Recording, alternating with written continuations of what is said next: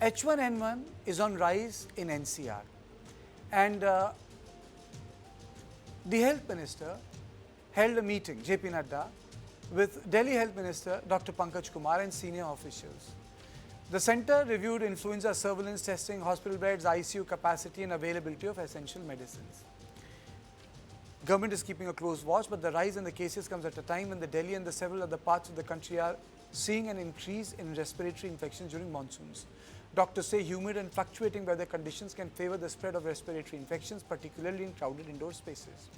Hospitals are already reporting H1N1 cases, with doctors observing an increase in infections in August compared with July. H1N1 can initially look like a common cold or viral fever, but the impact of it is tremendous.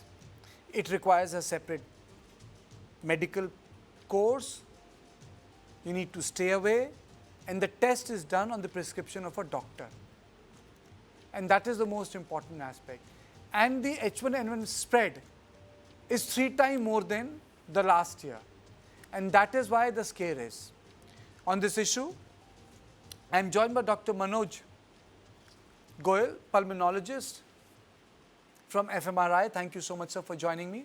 So why is H1N1 on rise and 3 times more than the last year, sir? I think possibly this time we got more virulent strain because this virus keeps mutating every year.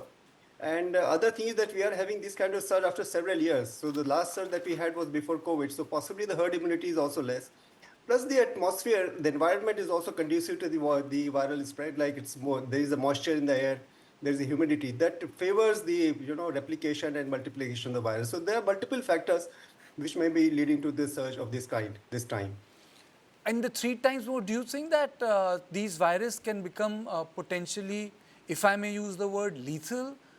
If the mutation, because last time I remember when H1N1 happened, it was I think 2009 and 10, when I got my test done on a doctor's prescription, because I also went down. So, first the treatment was of viral, then, again I was tested for dengue, and then I was tested for H1N1. So I came positive for 3 strains, and it said H1N1, and in the bracket, sir, it was written 2009. Yes, so traditionally it's a 2009 strain, but it has mutated several times from there. So it is just now H1N1 strain, as a matter of fact. It's another influenza virus infection. Now, I don't see that it's become very lethal at this point of time. It's a very localized spread which is occurring in Delhi and NCR, so I don't think there should be a panic button that you should press.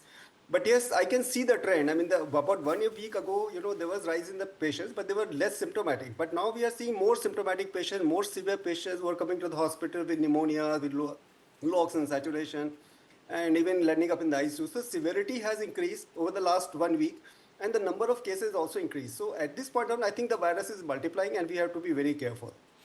Dr. Goyal, why are viruses spreading so fast in last 50, 60 years? Earlier, that was not the case historically recorded. For example, the Spanish flu. It's just, though it's an American thing, the name became Spanish, it came from the American farms. Why has it become so frequent? Why has mutation become so frequent? Is it because of the connectivity? Can you just give us a historical perspective? I think yes, the connectivity, as you said, is a very important point. We are mixing with the people, and it spreads from person to person contact. So the contact is more, as a matter of fact. Plus, we have been able to diagnose these infections quite early. Those facilities were not there early. And so these have been there. The viruses are quite genetically engineered, and they are much more powerful, and they mutate very, very fast.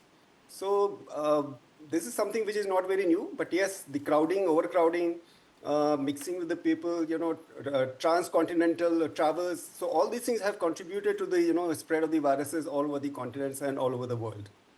Why do you say, sir, the herd immunity is low? And, and please do explain it to our viewers what the herd immunity is. A lot of people will not understand that. So herd immunity occurs because of the low viral infection, and then people get immunized because this low viral load where they do not become symptomatically, where they may not present symptomatically with symptoms of viruses. So that is what called herd immunity is, and this happens with prior exposure to the viruses. Now, I don't see that to confirm that the herd immunity is less or the virus become more virulent, we need to do genetic studies. But this is what we as clinicians are presuming at this point of time, because this virus has come back in such surge after several years. So possibly our exposure over the last few years has not been that great. And the other point is our vaccination rate is very low. So the best way to prevent, from the viral infection is to get vaccinated, especially the influenza virus. So we need to increase our, vaccination with influenza, and that would help in preventing this kind of spread and disease spread. Is that the only way to avoid these viruses, yearly vaccination? And is it really okay for our body to go for a yearly vaccination? I mean to say, what's your assessment? Because vaccination in itself has its history and body of work.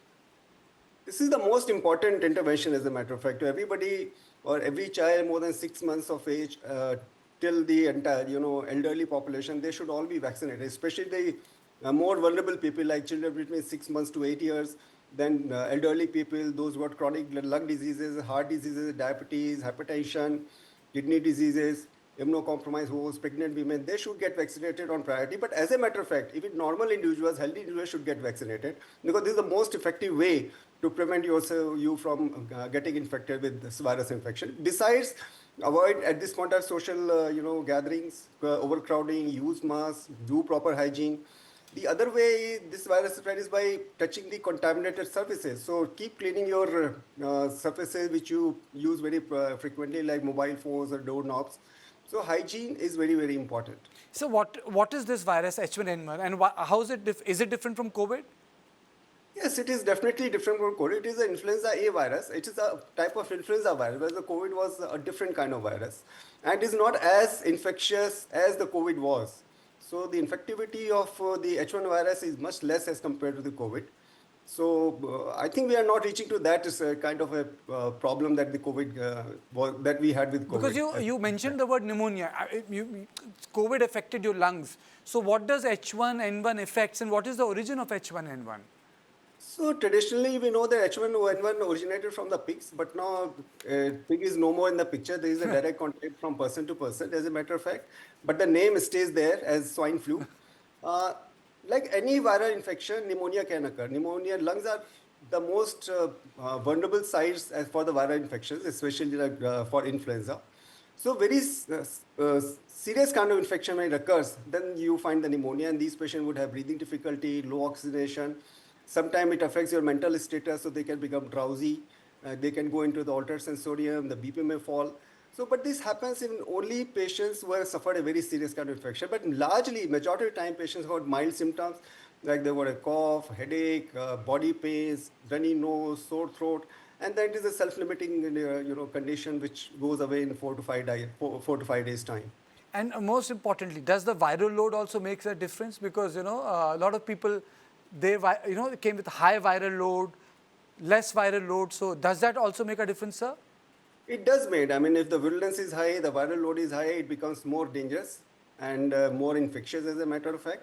But then it also depends on the immunity of the person, as a matter of fact. So the immunity of the person is immunocompromised, or those, as I mentioned, are the vulnerable groups where it can cause more serious disease. So they have to be prioritized for vaccination, as a matter of fact. Okay, thank you so much, sir, because this has caused great concern. Meetings have been held, but yes, one has to take precautions, and one also needs to understand that once you have been diagnosed, you need to ensure that you don't spread it to others.